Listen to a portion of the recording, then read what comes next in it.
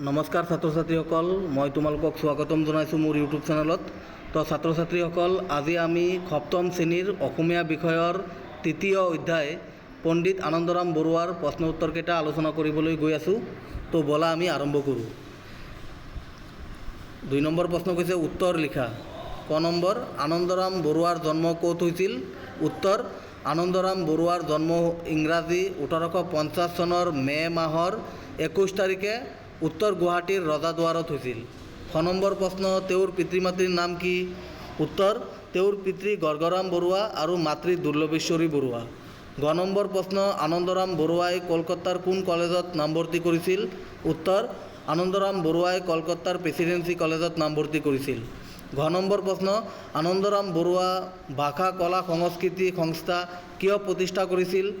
উত্তৰ, ভাৰতৰ ব্ৰিটিছ আমোলত প্ৰথমজন অসমীয়া বেৰিষ্টাৰ আৰু অসমীয়া তথা ভাৰতীয় চিভিলিয়ান হোৱাৰ উপৰি আনন্দৰাম বৰুৱা আছিল এজন প্ৰখ্যাত সংস্কৃত পণ্ডিত। তেওঁৰ স্মৃতি ৰক্ষাৰ উদ্দেশ্যে প্ৰতিষ্ঠা কৰা হৈছিল আনন্দৰাম বৰুৱা ভাষা কলা সংস্কৃতি সংস্থা। 3 নম্বৰ প্ৰশ্ন, ABILACৰ সম্পূৰ্ণ নামটো ইংৰাজী আৰু অসমীয়াত লিখা। উত্তৰ, ABILACৰ সম্পূৰ্ণ নামটো ইংৰাজীত হ'ল Anundoram Borooah institute of language art and culture Assam. অসমীয়াত হ'ল আনন্দৰাম বৰুৱা ভাষা কলা সংস্কৃতি সংস্থা অসম। 4 নম্বৰ কৈছে তলত দিয়া পুথিসমূহৰ পৰা আনন্দৰাম বৰুৱাই ৰচনা কৰা পুথিসমূহ বাছি উলিয়াই লিখা। কৌটিল্যৰ অৰ্থশাস্ত্ৰ, প্ৰাচীন ভাৰতৰ ভূগোল, ভৱভূতিৰ মহাবীৰ চৰিত, ইংৰাজী সংস্কৃত অভিধান, উচ্চ সংস্কৃত ব্যাকৰণ, সৰস্বতী কণ্ঠাৱৰণ, ভাগৱতৰ দশম স্কন্ধ, সংস্কৃত ভাষাৰ বৃহৎ ব্যাকৰণ। উত্তৰকেইটা চাই লোৱা। ইয়াৰ ভিতৰত আনন্দৰাম বৰুৱাই লিখা পুথিসমূহ হৈছে উচ্চ সংস্কৃত ব্যাকৰণ, ভৱভূতিৰ মহাবীৰ চৰিত, সৰস্বতী কণ্ঠাৱৰণ, প্ৰাচীন ভাৰতৰ ভূগোল, ইংৰাজী সংস্কৃত অভিধান, সংস্কৃত ভাষাৰ বৃহৎ ব্যাকৰণ, সংস্কৃত শিক্ষাৰ্থী সহচৰ। এইকেইটা আনন্দৰাম বৰুৱাই লিখা।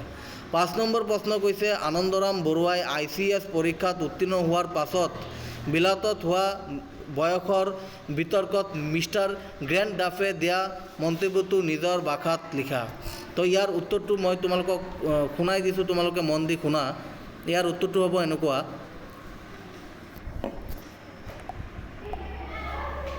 মিষ্টাৰ ডাফে কৈছিল, আমি এই সিদ্ধান্তত উপনীত হওঁতে ICS পৰীক্ষাৰ নিয়মাৱলীৰ ভিতৰুৱা উদ্দেশ্যলৈহে কাণ দিছোঁ। যিজন ছাত্ৰই সুদূৰ ব্ৰহ্মপুত্ৰ উপত্যকাৰ পৰা আহি ইমান প্ৰতিযোগীৰ মাজতো সুখ্যাতিৰে এই পৰীক্ষাত উত্তীৰ্ণ হ'ব পাৰিছে, তেওঁৰ আকাংক্ষাৰ বাটত আমি একো প্ৰতিবন্ধকতা জন্মাবৰ ইচ্ছা নকৰোঁ। কি কৈছে প্ৰশ্নটো আকৌ কৈ দি আছোঁ মই, তোমালোকক মন দি শুনা। 5 নম্বৰ প্ৰশ্নটো, আনন্দৰাম বৰুৱাই ICS পৰীক্ষাত উত্তীৰ্ণ হোৱাৰ পাছত বিলাতত হোৱা বয়সৰ বিতৰ্কত মিষ্টাৰ গ্ৰেণ্ড ডাফে এইটোৱেই কৈছিল যে আমি এই সিদ্ধান্তত উপনীত হওঁতে ICS পৰীক্ষাৰ নিয়মাৱলীৰ ভিতৰুৱা উদ্দেশ্যলৈহে কাণ দিছোঁ। যিজন ছাত্ৰই সুদূৰ ব্ৰহ্মপুত্ৰ উপত্যকাৰ পৰা আহি ইমান প্ৰতিযোগীৰ মাজতো সুখ্যাতিৰে এই পৰীক্ষাত উত্তীৰ্ণ হ'ব পাৰিছে, তেখেতৰ আকাংক্ষাৰ বাটত আমি একো প্ৰতিবন্ধকতা জন্মাবৰ ইচ্ছা নকৰোঁ। ঠিক আছে, তো এইটো কৈছিল। 6 নম্বৰ প্ৰশ্নটো এতিয়া কোৱা, শুনা তোমালোকে মন দি। 6 নম্বৰ প্ৰশ্নটো কৈছে যে আনন্দৰাম বৰুৱাৰ কৰ্মজীৱনৰ বিষয়ে কেইষাৰিমান বাক্য লিখা।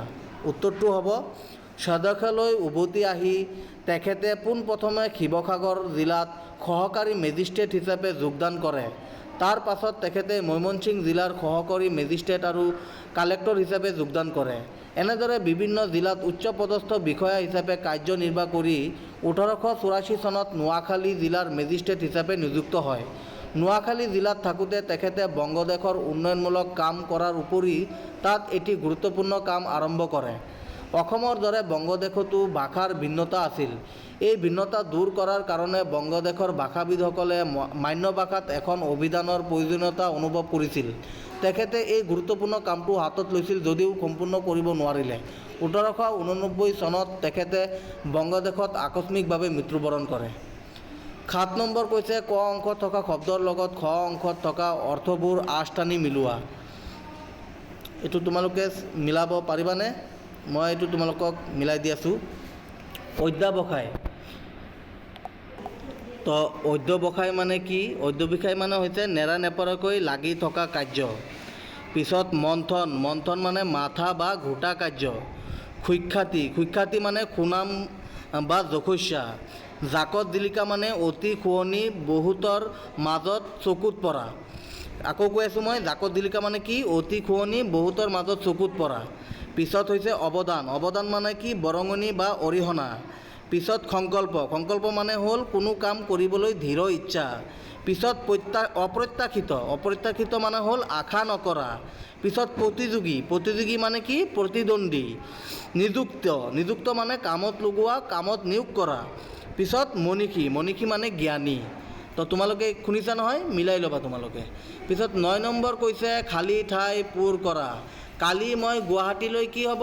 যাম। উত্তৰ হ'ব যাম। কালি মই গুৱাহাটীলৈ যাম। খ নম্বৰ কৈছে কাইলৈ আমাৰ ঘৰলৈ ৰমেন আহিব। উত্তৰটো হ'ব আহিব। ঘ নম্বৰ প্ৰশ্ন কৈছে ল'ৰাবিলাকে খেলপথাৰত বল কি কৰি আছে? খেলিছে।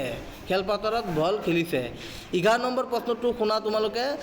চেষ্টাৰ অসাধ্য একো নাই, কথাষাৰ বহলাই লিখা। উত্তৰটো হ'ব চেষ্টাৰ অবিহনে কোনো কামেই সম্ভৱ নহয়। কোনো কৰ্মৰ পৰা যদি ভাল ফলাফল পাব বিচাৰে তেতিয়াহ'লে অধিক চেষ্টাৰ প্ৰয়োজন।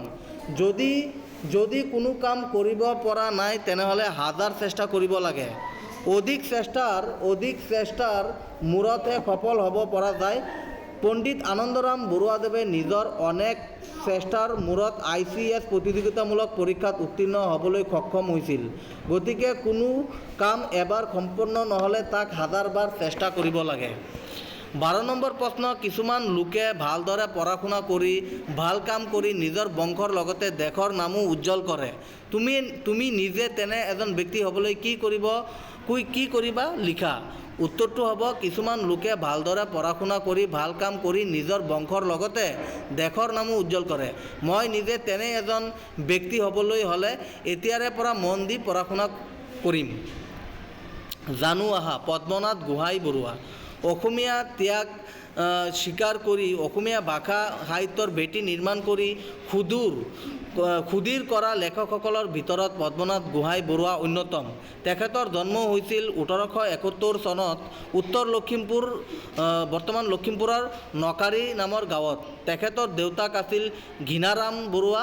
পদ্মনাথ গোহাঁই বৰুৱাই কলকাতাত BA পঢ়ি থাকোঁতে অসমীয়া ভাষা সাহিত্য সাধনাত ব্ৰতী হৈছিল। জোনাকী আলোচনীত তেখেতে লেখা মেলা আৰম্ভ কৰিছিল। 1917 চনত তেখেতে অসম সাহিত্য সভাৰ প্ৰথম অধিৱেশনৰ প্ৰথম সভাপতি আছিল পদ্মনাথ গোহাঁই বৰুৱা। 13 নম্বৰ প্ৰশ্নটো বিভিন্ন ক্ষেত্ৰত সাহিত্য কলা, গীত গোৱা, বাদ্যযন্ত্ৰী, চিত্ৰশিল্পী, খেলুৱৈ আদিৰ নাম সংগ্ৰহ কৰি তালিকা প্ৰস্তুত কৰা। তো এইটো তোমালোকে নিজে কৰিবা। পিছত জানো আহা। তো জানো আহাৰ ভিতৰত সীতানাথ ব্ৰহ্মচৌধুৰী। সীতানাথ ব্ৰহ্মচৌধুৰীয়ে সাহিত্যৰ প্ৰতি আগবঢ়োৱা অৱদান অতুলনীয়। নিৰুপমা সৌন্দৰ্য প্ৰতিমাৰ অন্বেষণ কৰা কবি ব্ৰহ্মচৌধুৰীৰ প্ৰথম কবিতা পুথি কমল কলি 1925 চনত প্ৰকাশ হৈছিল। তাৰ পিছত আৱেগ আৰু চকুলো নামৰ 2খন পুথি প্ৰকাশিত হৈছিল। 1956 চনত ধুবুৰীত অনুষ্ঠিত হোৱা সাহিত্য সভাৰ মুকলি সভাৰ ব্ৰহ্মচৌধুৰী ডাঙৰীয়া উন্মোধক আছিল। 1981 আৰু 1982 চনত যথাক্ৰমে দুবাৰ তেখেতে অসম সাহিত্য সভাৰ সভাপতিৰ আসন শোভিত কৰে। সীতানাথ ব্ৰহ্মচৌধুৰী প্ৰকৃতপক্ষে জাতীয় সংস্কৃতিৰ সম্বন্ধৰ প্ৰতীকস্বৰূপ। তেখেত অতি স্পষ্টবাদী, ক্ষুদ্ৰমনা ব্যক্তি আছিল।